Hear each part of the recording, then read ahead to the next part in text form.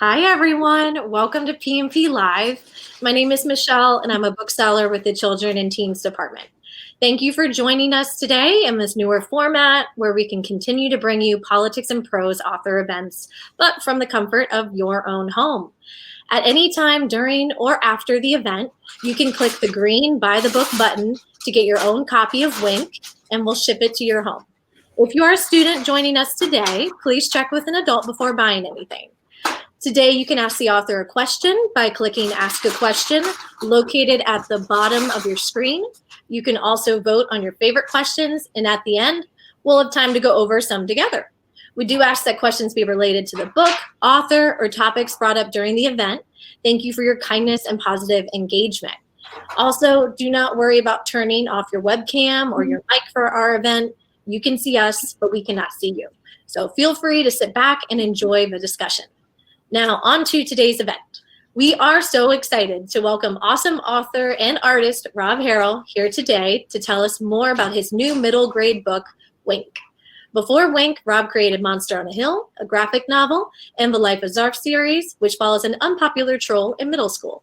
He wrote and drew the internationally syndicated comic strip Big Top through 2007, and currently creates the long-running comic strip Adam at Home. In his newest creation, Wink, 7th grader Ross is diagnosed with a rare form of eye cancer. Full of friendship, humor, and the love of music, Wink is critically acclaimed and deservedly so. The story is based off of Rob's own experience with eye cancer, and I'll let him tell you more. It's really remarkable. All right, Rob, over to you. Okay. Well, first off, I want to say thank you so much for having me here, and thank you to Politics and Prose. This is exciting, and I'm thrilled to be here. So let me tell you about Wink. There's the copy. And Wink is a story about Ross Maloy. And he's just a normal kid about to start 7th grade. And he likes to blend in. He basically is a kid who doesn't like to stand out at all. He's looking forward to the year, but looking forward to be kind of anonymous. And then right before school starts, he finds out that he has this incredibly rare eye cancer. So suddenly he's starting school, and in addition to all the normal problems we all have in middle school, suddenly he's also dealing with being labeled the cancer kid, the sick kid. So his hair starts to fall out in places. He has to wear this horrible eye goop. He has to wear this weird hat like 24 hours a day, even when he's in class. And suddenly, being anonymous is kind of off the table. He can't blend in anymore. He also has, some friends who sort of vanish on him, just sort of stop hanging out with him, and he's not sure why. He has one friend who may be moving away, which he's upset about. He also has some kids that do some mean things on the internet and also in person. Some things happen. That's a lot of bad stuff for one kid to deal with, I realize. And there's some very real emotions in the book and some scary times in the book.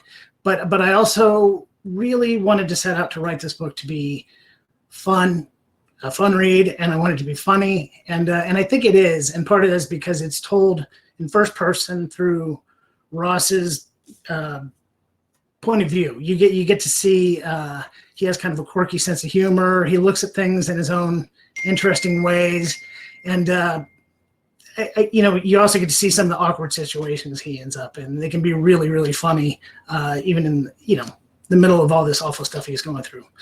So I should tell you right off that Wink is based on the cancer that I had.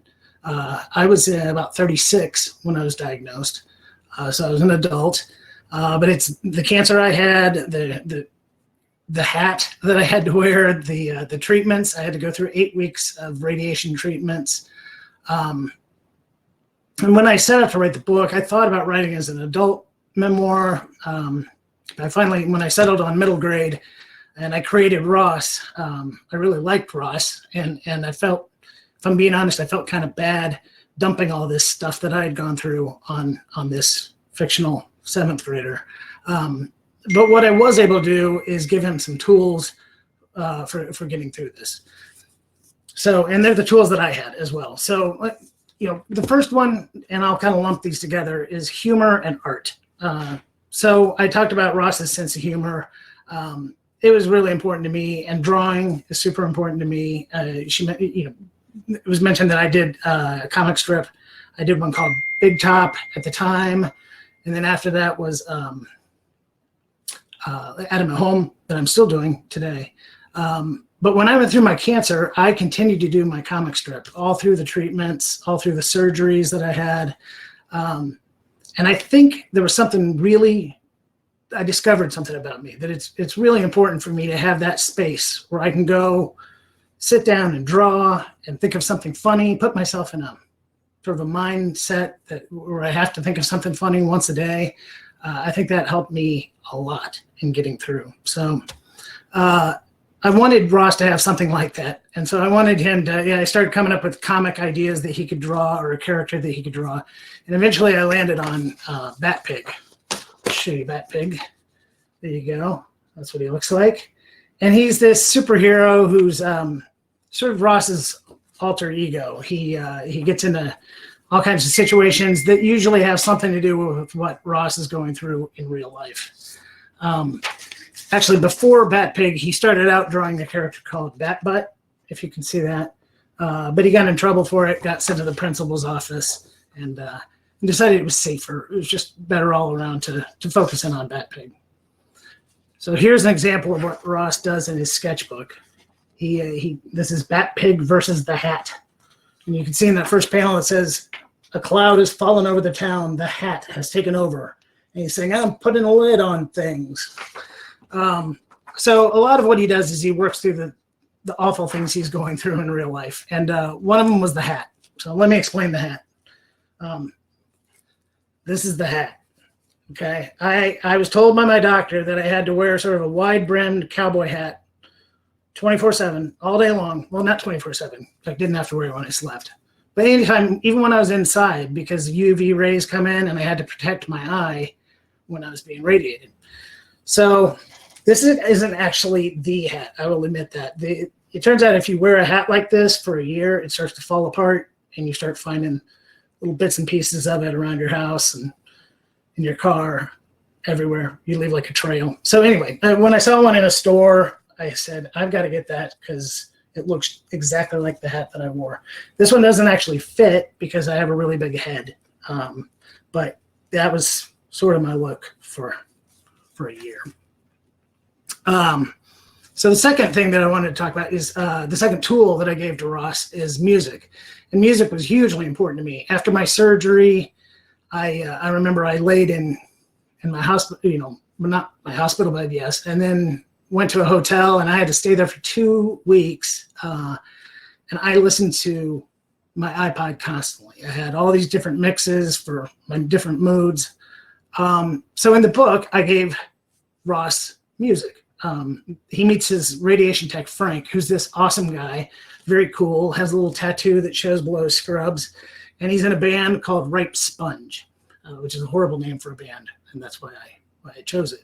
So Ross gets talking with Frank about music, and Frank starts introducing him to music that he's never listened to before. Ross has always been listening to what his parents listened to, or his mom just always had the top 40 radio station on, and he would listen to that. And Frank starts playing him some different kinds of music, and Ross really responds to it. Like he starts hearing some harder music and even some punk music, and Ross is suddenly like, "Hey, I really like this," and it kind of fits his mood.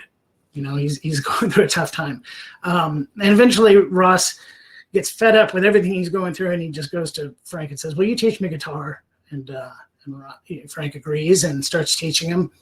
And then you get to see, this is another way that Ross gets through this, is he pours himself into the guitar and just gets really passionately into playing and practicing, and it hurts his fingers, and he keeps playing, and it hurts his fingers more, and he keeps playing, and he slowly gets better.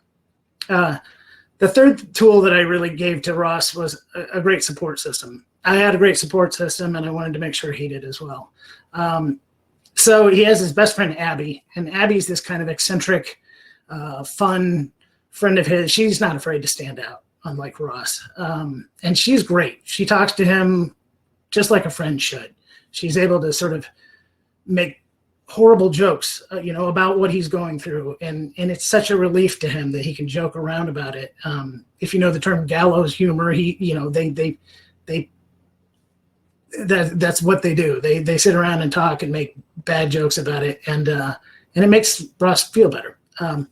He also has his dad, who's super supportive. His stepmom, Linda, who, there's part of him that's still not entirely sure about Linda, but she ends up really kind of growing on him, and he grows on her, and I think that's a fun relationship to watch. And then his relationship with Frank. Frank is a huge support for him, and Frank is one adult who can speak to him as an adult. He can talk to him and tell him like it is, and I think Ross really appreciates that. And then he makes some new friends along the way, some unexpected. There's a patient that's going through it with him named Jerry. Just that, having that support and finding family wherever you can find it, I think was super important. So I wanted to say, the number one question I get is why write this book? Why write a book about cancer? It's hard enough to go through it in the first place. Why would you want to crack it open and relive those memories and write it again? And then the second question is, why write it for middle grade? So I thought I'd explain a little bit about how I got there. When I had my cancer, someone handed me Lance Armstrong's book. I think it's called It's Not About the Bike. And it's a great book. It really is. I know he's had sort of a fall from grace, but it's a really good inspirational book. But it did have sort of a weird effect on me. I read it, and me personally, I don't think everybody would have this. I felt worse after reading it. And part of that was because, he goes at cancer like a superhuman. He was sort of a superhuman in the way he rode his bike, and the way his mindset was like, I'm going to destroy this cancer. He did everything but climb to the top of a mountain and shake his fists. And he was a superhuman about it. And there was part of me that sort of panicked, like, wait a second, what if I'm not a superhuman? At one point, Lance talks about how he went out a few days after his brain surgery and rode 50 miles on his bike. And I remember thinking, well, what if I just want to curl up under a blanket and watch Everybody Loves Raymond? So I wanted to show that, sort of warts and all. I wanted to show the bad moments too, the anger that you have, the sadness that you have. Sometimes it's just hard to get up and face the day. I wanted to show that, but I also wanted to show that your sense of humor doesn't go away when you're in this situation. If you've ever been in a really dark moment or heavy conversation with someone and an absurd joke pops into your head and you can hardly stop from laughing, or if you've been at a funeral and something funny occurs to you and you can't stop laughing, it just is proof to me that part of your brain doesn't shut off. Even though you're going through a really rough time, we've all got this weird thing called a sense of humor that's floating around inside of us making jokes. So I wanted to get that out in the book as well. And as far as why I wrote it for middle grade, a few things kind of came together. I had just finished writing my series, Life of Zarf, and I really, really enjoyed writing for middle grade. It's just, my wife would probably say that's where my maturity has ended. But I just love writing for that age group. I think so much happens in middle school. It's just kind of a time that's right for writing. But then, in addition, when I was starting to kick around how I was going to write this book, my best friend's daughter was diagnosed with cancer. And so she and I were able to talk candidly about it. I was able to have these conversations with her. Suddenly we're in this club that no one wants to belong to. And we could talk about it. But I also saw the really, really tough stuff she was going through that I didn't have to deal with because I went through it as an adult. She in school, she had to deal with other kids and mean kids and inappropriate things and friends who disappeared and vanished on her. So I started to consider myself kind of lucky. And I thought, maybe there's a way I can write this book that will help more people than if I were to just flat out tell my story. So fortunately, I came up with Ross, and Ross became sort of the perfect vehicle because I think at that age, middle school, you can use some help figuring out somebody who gets sick, it's not their fault. They didn't do anything wrong. And it could just as easily be you. And so why not be empathetic? Why not support that person? Why not be there for that person? And so I'm hoping that comes across in the book. I think it does. I also think it's just a really fun read that you'll enjoy. So on that note, I was going to go ahead and read the first chapter, if you guys are up for that. All right. I'm losing my voice. I'm going to drink this. Okay. First chapter of Wink is called Let's Get Radioactive. I'm lying on a steel table, all too aware of the giant ray gun pointed in my direction.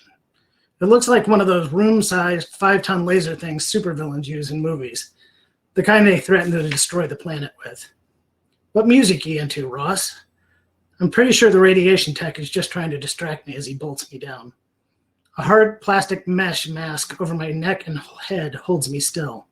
They molded it to my face yesterday, and the tech struggles to click it onto the table. He scrunches his nose, pushing. Oh, anything, whatever. I mumble through my teeth. The hardened mask doesn't let my chin move much. The headpiece locks in, and the tech, Frank, gives my shoulder a bump with his fist. Come on, man. If you're going to lie here for half an hour, you need some tunes. I've got all kinds. Name something you like. There are no wrong answers. I scan my brain. Can you just KZAQ? Frank stops and doubles over at the waist like he's been gut punched. He hangs there talking to the floor. Okay, no wrong answers but that one. He straightens up and winces at me. Seriously? You like that top 40 garbage? It's what my parents have on all the time. So dorky. I try to look away casually, but my head won't budge. Frank stares before letting out an exaggerated sigh. Fine, but tomorrow tell me what you like, not what mom and dad like. He walks over and fiddles with an old-timey boombox on a high wall shelf next to a teetering stack of CDs and cassette tapes. Seriously? There must be a gazillion dollars worth of equipment in here and they can't afford an MP3 player? I notice a bit of tattoo peeking out from the arm of Frank's scrubs. A lizard tail, maybe? Or a tentacle? Beyonce fills the room, and suddenly Frank is all business. I know we went over this yesterday, but let's review. He wraps his arms around his clipboard and begins, like he's done this 1,000 times. The gurney you're on is going to lift you up and move you into place. The treatment takes about 25 minutes or so. Keep your limbs and naughty bits inside the ride at all times. Do not throw things at the radiation techs. Do not feed the radiation techs. Do not waggle your legs around like a synchronized swimmer. Do not pass go. Do not hum the Goo Goo Dolls, as I despise the Goo Goo Dolls. Frank steps aside to let another tech, Callie, I think, reach in and mold some blue clay over the bridge of my nose. She smiles at me and tells me it's to protect my good eye from the beam. Then she pats my chest. I hope I don't look as nervous as I feel, because I feel like a rabbit in a trap. My face is hot. Okay, now for the important part. Frank is back. When I tell you, you're going to stare at the red X above you, the one we made over there by the big zapper yesterday. You'll see it when the machine slides you over. The mask prevents much of a nod, but he seems to catch it. Don't move your eyes off of that X, or your eye will explode into a million pieces like the Death Star, okay?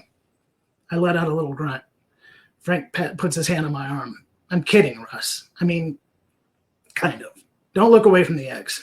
Your eye won't explode, but you're dealing with your vision. Important stuff. So keep your eye on the X, or it could. Just keep your eye on the X and you'll be fine. Callie steps back in with a U-shaped attachment that looks like part of a kid's car seat. She fits it over my face and helps me slip the molded mouthpiece into my mouth.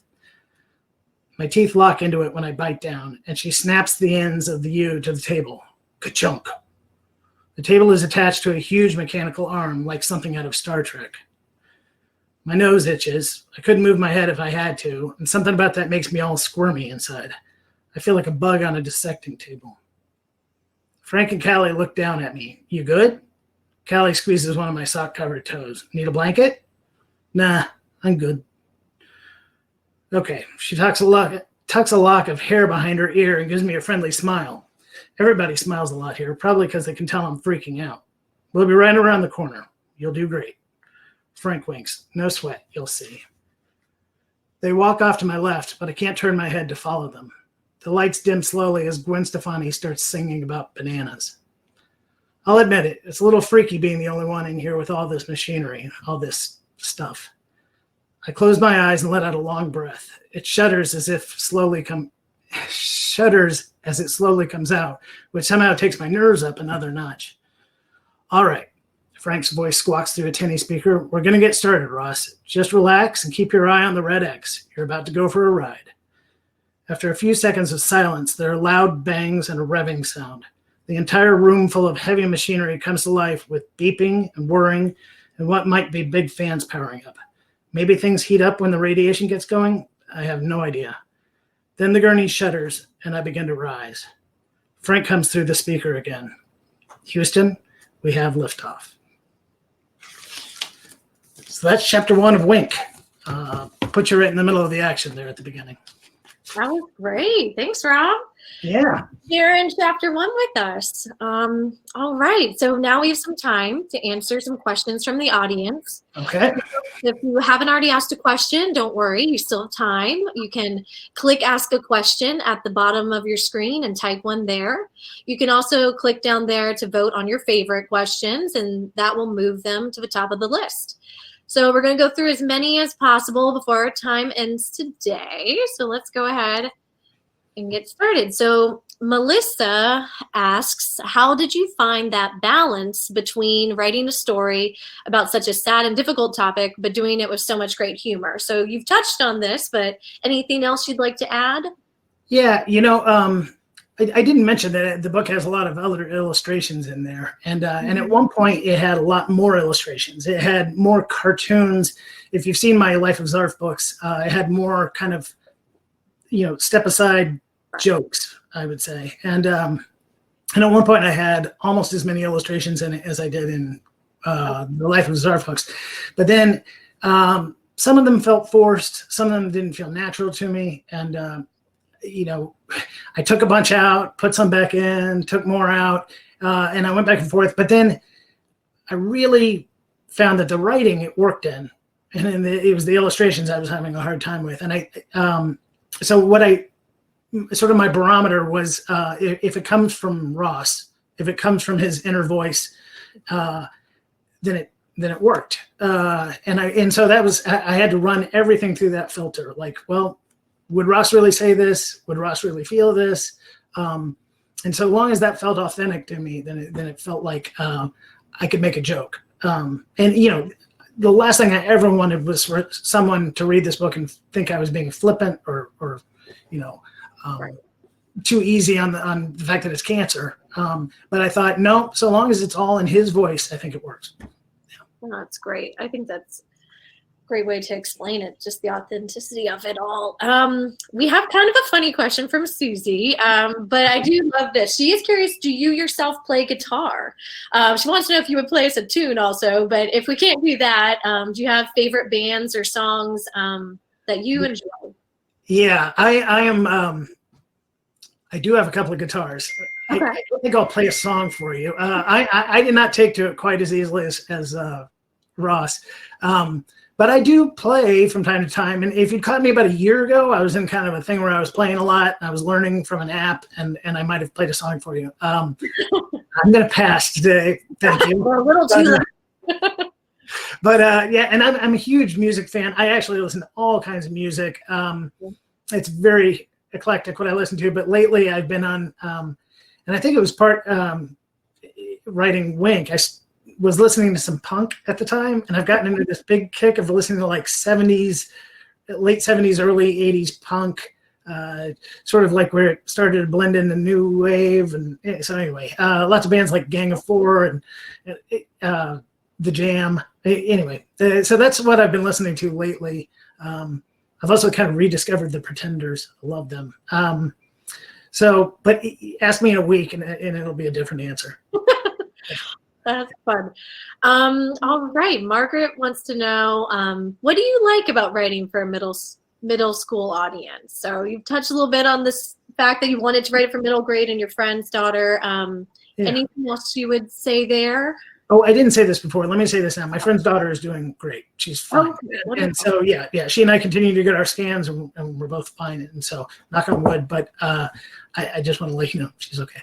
But as far as writing for middle school, I think writing for middle school is so much fun because I feel like at least my middle school was 6th, 7th, and 8th grade, and it was it just feels like so much happens in that span between 5th grade and 8th grade. You grow so much, and that's a time in life where you sort of come out from under your parents' umbrella. Like I do think like in 5th grade, I was still kind of listening to what my parents liked and doing what my parents liked and that sort of thing. And in middle school, you start to find yourself a little bit, and it can be kind of magical that way. I had my first friend in middle school that my parents weren't quite sure about, and there's something so great about that. Like, oh my gosh, they think he's a bad influence. I need to hang out with this guy more. And I just think you really start to become you in middle school, and so the stakes are high. If someone puts you down, that can wreck your month, which is unfortunate, and so hopefully this book has some lessons in there about how to get through it and not get taken down by some of the things that can happen in school. Yeah, no, it just reminds, like, what was middle school like for you then? Did you enjoy it on the whole, or? 8th grade, I had a blast my 8th grade year, but again, I had made this. I had a great group of friends by 8th grade, and we were, vaguely obnoxious. I remember walking around with a big boombox listening to Hungry Like the Wolf. That was like the big song right then. And, walking around the neighborhood, thought I was cool, and pretty embarrassing looking back, but I had a blast. But there were those times, and 6th and 7th in particular, you're not the upperclassmen at that point. It can be pretty rough, and I was more obsessed than I wish I had been with being popular, who's hanging out with who got invited to what party. And I burned a lot of energy worrying about that. And but I was also kind of becoming myself and kind of started to become known as the guy who likes to draw. And so there was good and bad. There's a lot of good and bad. So like I said, there's so much that happens in those years. That's cool to know, though. Yeah, we all felt those moments. I was wondering if you did start to draw then, so that's cool. Were you drawing more comics or just? Yeah, I started in 4th grade is when I announced to my parents I wanted to be a cartoonist. So, and my friend and I put out a magazine called Freak Out Magazine. That was I love that. Yeah, and it was sort of a rip off of Mad Magazine. But we sold subscriptions, and then when I realized that it cost money to print off the things, my parents made me give the money back for the subscriptions. But I continued to do cartoons and draw for whatever I could. The yearbook, the school newspaper once I got to high school. So yeah, I was very into that.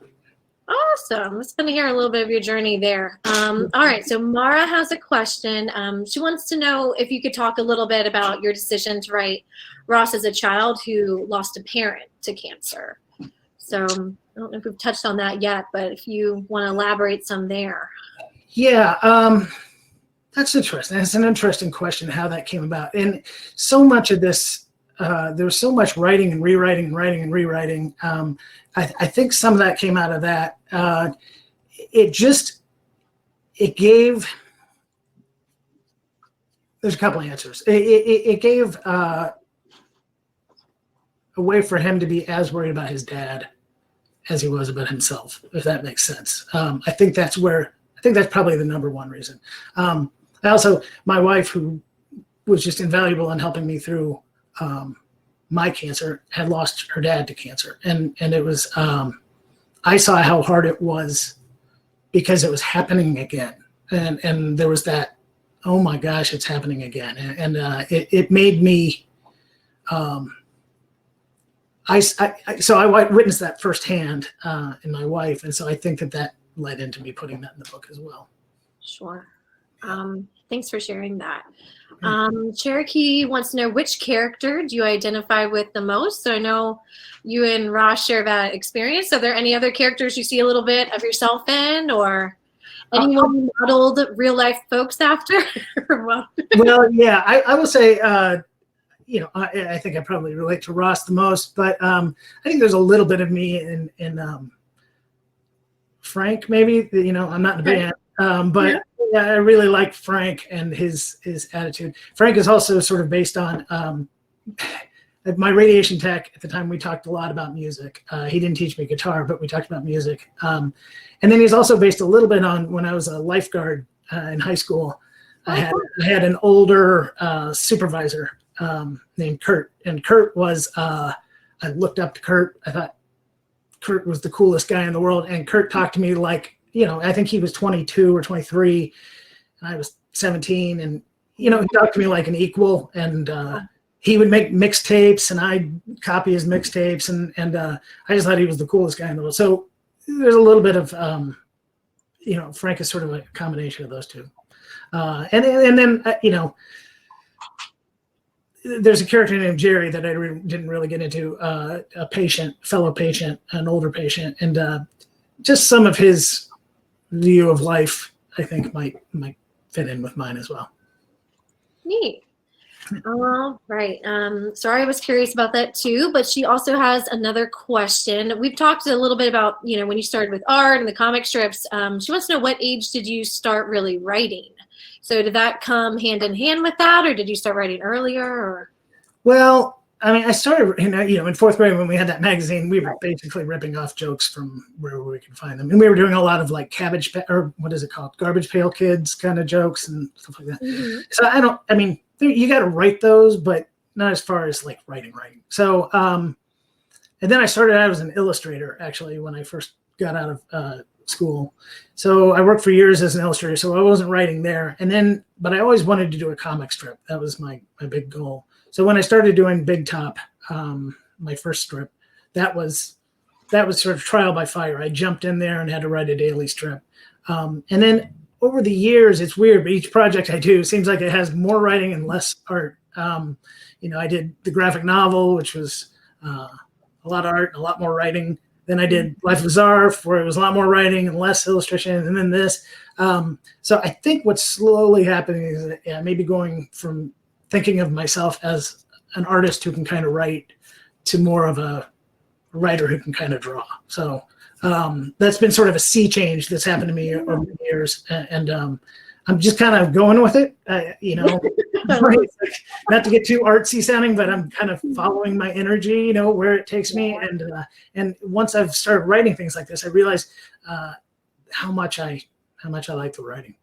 I got to stop doing this. I keep seeing it out of the corner of my eye over there. Is that distracting? You're good. If you are writing, if you're working on a novel, how many hours a day? I'm curious. Like, do you balance it with writing the comic strip? How many hours would you devote to working on the book itself, or how do you balance between both? Yeah, it's more like I think of it as the week. Because I will have days where I'm just like, today I'm doing nothing but working on the strips. I've got 7 strips to get out this week, and a lot of times it'll take me 2 or 3 days to write the strips and draw them, get them done. Or some days it takes me 4 days or even 5. So it's just whatever time I have that's not, because I have a deadline. Those strips have to be in. So I always get those done. And then whatever time I can free up, I write. And I tend to go to coffee shops and get out, and not now, which has been hard, being stuck here at my desk. This isn't normally my writing space, but I'm adapting slowly. Cool. Yeah. All right. Margaret wants to know, what illustrators inspire you and what writers inspire you? Do you have folks? Yeah. I was, growing up, I was a huge fan of cartoons and anything cartoon related. So, like Charles Schulz was huge. Walt Kelly, I didn't understand Pogo, but I had books of it that my parents got me that I just poured over and loved those. Charles Addams was one of my favorites. Again, that came from my grandparents, had some collections of Charles Addams cartoons, and I just adored those. And then when I started working as an illustrator, I got more into, I started out doing scratchboard. So there were some scratchboard illustrators that I really liked, and Brad Holland was a big fan. I painted as well at one point, so I got into Greg Manchess, people who were Skip Lipke, people who were really painterly, I guess. And then as far as writers, I would say, I read a lot of an eclectic, a lot of stuff. I read some middle grade stuff that I love, and I love, what friends like Terry Levinson and Mark Tutuli and Lincoln Pierce and are doing.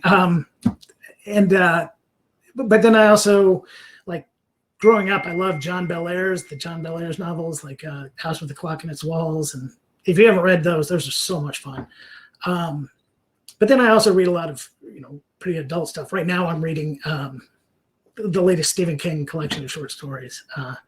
I have sort of a secret closet desire to write a horror novel. I'm kind of that's my hidden secret. But then, I love, I just read this series by Greg Iles called the Natchez Trilogy, and it was just one of the best things I've ever read. So I think you can take your inspiration from anybody you read. I read another book called The Knicks recently that was just N-I-X, The Knicks, and it was spectacular. And it's just one of those books that makes you want to go sit down and start writing again. So I try to read as much as I write, I would say. Awesome. All right. I think we've got time for one more question. Let's see. So Mike is curious if you will return to Monster on a Hill at all. So I guess with that, are you working on that or any other projects you want to share? What's next for you? Well, I may, they're putting out a special edition of Monster on the Hill. I did a little 10-page extra story at the end. And that's to tie in with the fact that the movie is coming out. There's going to be a movie of it coming out next year called Rumble, and the trailer is already online.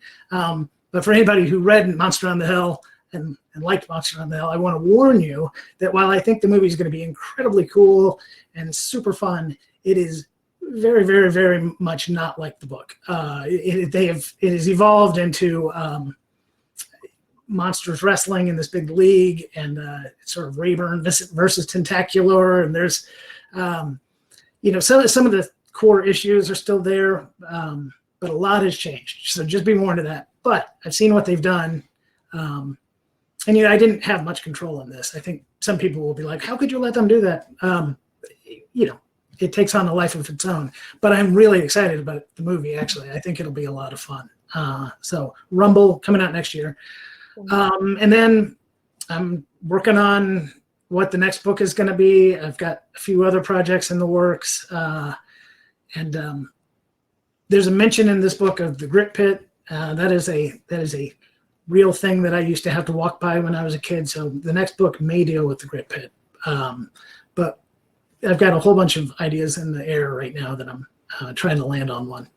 Gotcha. No, that sounds good. Thanks for a teaser there. We'll stay tuned. And now I think we have some time, Rob, if you want to share a little bit more about Ross's journey in Wink.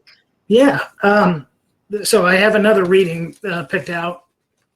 I mentioned briefly Jerry, who is an older patient that's going through proton radiotherapy at the same time as Ross.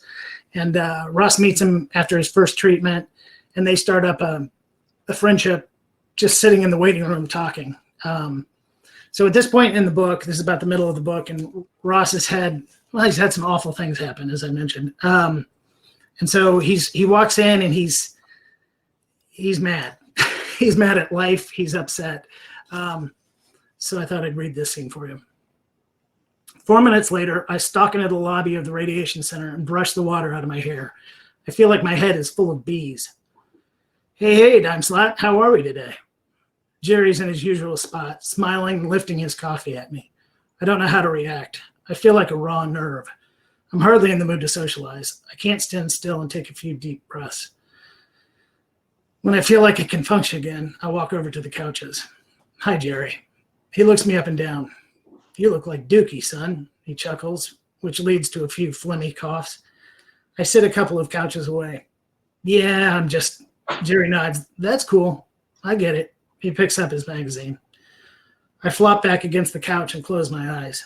There's no music playing today. The only sounds are the rain and the occasional page turn from Jerry. He seems like he's into his article. I glance over at the receptionist's desk, but nobody's manning it this afternoon. I look back at Jerry as he licks a big finger and turns another page. Sounds like a pretty good head of steam he had coming in here. He doesn't look up. I feel my shoulders loosen. Sorry. Without moving his head, he looks over at me. You don't need to apologize to me. I take off my hat and run a hand through my hair and see a small clump fall to the carpet. I should pick it up, but I don't. It's just a lot. Oh, sure, Jerry sets down his magazine and shifts in his seat. I had one doozy to snit last week over a cold bowl of broccoli cheddar soup, of all things. Marilyn still isn't real happy with me. I nod. My hair, it's falling out. I don't know. I mean, I had the hat. It hides it, so it shouldn't even matter. Jerry nods. Oh, it matters. Matters plenty. That's a tough thing. He runs a big hand over his bald head. Lost mine a long time ago, but that was different. I'm really tired. Like my bones feel tired. What day are you on, Ross? I have 16 treatments left. I look sideways at him, but who's counting?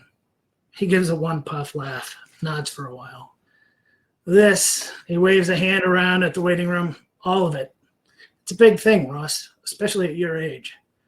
Jerry grunts a bit as he gets up and heads to the coffee station for a refill. You're supposed to be out playing ball and chasing the young ladies. Now I laugh.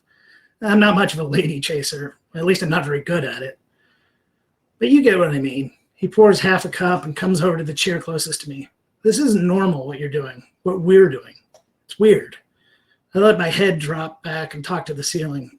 Jerry, can I tell you how sick I am of being different? I hate it. You have no idea what I'd give to be normal. Like a normal kid with a normal hatless head and a goopless eye and a normal life and friends who aren't moving away and hair, and I taper off, realizing I'm whining. Why? I tip my head and look at him like he's lost his marbles. You're asking why I wish I didn't have cancer? Jerry scratches at some silver stubble on his cheek. No, I definitely understand that part, but you talk about normal a lot. What's so great about being normal? I stare back. Because it's normal. I don't know. Normal is normal. Why is good good? Why is tasty tasty? Normal's just the thing you shoot for. Jerry scoots forward, rubs his palms together. See, that's why I think you're wrong. He pulls a handkerchief out of his back pocket and wipes his nose, blows it. I don't think normal is a goal, at least not a worthy one. Oh no, I feel a lecture coming on. I look at the electric doors for Frank. What if everyone was completely normal, Ross? Have you ever thought about that? It'd be really boring if you ask me. I sniff and fidget. He goes on. But different, that's another matter. Different moves the needle. Different is where the good stuff happens. There's strength in different. I scratch at my forehead and lower my eyelids at him. So I should be glad my cancer makes me different? I'm missing your point. Nah, he sits back, waves it away with a big hand. I'm not sure what my point is either. Look at me, trying to be the magical old man who dispenses wisdom like he's some kind of, I don't know. He shifts around in his seat. My dad, he was a hard guy, practical. So I was pretty good at trumpet. Thought I could be a pro. Chet Baker, Louis Armstrong, all that. But he looks uncomfortable talking about this, but goes on. But son, that's not what people do. Normal people. He drilled that into me, and I stopped playing. Sold appliances, because that's what he stops, lost in thought. I was good. I mean, really good. But I think about that all the time. He tapers off, shakes his head, and laughs. Sorry about that. Went off on a tangent there, didn't I? Not sure what my trumpet dreams have to do with your situation, but he smiles. This is what happens when you get old, Ross. I give him a quick, weak smile. No, I think I get what you're saying. I mean, kind of. Maybe.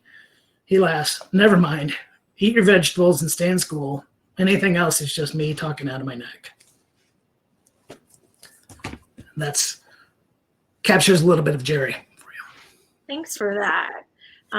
Yeah, it was good to hear some more of a story. And thank you, Rob, so much for joining us today. And we are excited, viewers, for you joining us as well. Thanks for tuning in.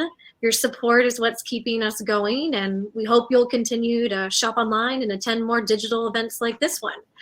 Remember, everybody, you can click the green button below to purchase your copy of Wink. It's really awesome. And you can also shop our site online for other books by Rob. You can click the follow button on your screen to get notifications of other PMP Crowdcast events and check out our website for updated event listings. You can also follow our Children and Teens Department on social media under @KidsInProse. And with that, Rob, let's see, do you have any last words for us? Any advice to aspiring authors out there? Or?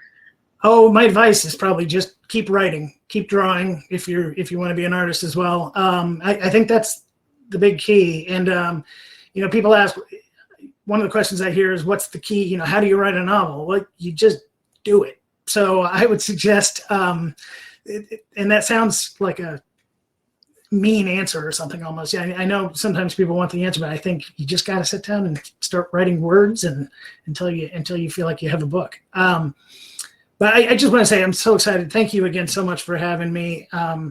Like I said, I think Wink is emotional, has all the real emotions, and that's probably good for us all to go to read. But it's also super fun and funny.